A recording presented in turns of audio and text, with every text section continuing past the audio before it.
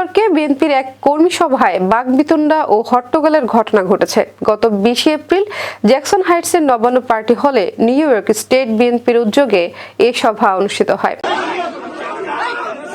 সভায় প্রধান অতিথি হিসেবে উপস্থিত ছিলেন দলের কেন্দ্রীয় আন্তর্জাতিক বিষয়ক সম্পাদক আনোয়ার হোসেন খোকন।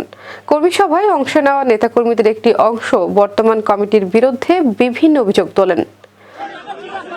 তাদের দাবি, প্রায় 2 বছর আগে গঠিত এই কমিটি একক প্রভাব খাটিয়ে করা হয়েছে। এতে নির্দিষ্ট একটি এলাকার ব্যক্তিদের প্রাধান্য দেওয়া হয়েছে এবং পরিকল্পিতভাবে আজ্ঞাবহ নেতৃত্ব তৈরির চেষ্টা করা হয়েছে। এসব অভিযোগকে কেন্দ্র করে সভার এক পর্যায়ে তর্ক বিতর্ক শুরু হয়, যা পরে হট্টগোলে রূপ নেয়। পরিস্থিতি উত্তপ্ত হয়ে উঠলে উপস্থিত অনেকেই বর্তমান কমিটি বাতিল করে নতুন কমিটি গঠনের দাবি জানান। নেতাকর্মীরা বলেন, স্বচ্ছ প্রক্রিয়ায় ভোটের মাধ্যমে যোগ্য ও গ্রহণযোগ্য ব্যক্তিদের নিয়ে নতুন কমিটি গঠন করতে হবে, অন্যথায় সংগঠনের কার্যক্রম ক্ষতিগ্রস্ত হতে পারে।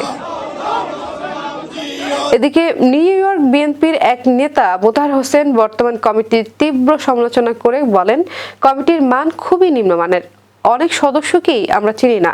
এই কমিটি দিয়ে নিউ ইয়র্ক স্টেট বিএনপি কার্যকরভাবে পরিচালনা করা সম্ভব নয়। সিনিয়র নেতাদের পরামর্শে আন্দোলন সংগ্রামে সক্রিয় নেতাদের অগ্রাধিকার দিয়ে নতুন কমিটি গঠন করার দাবিও জানান বিএনপির এই নেতা।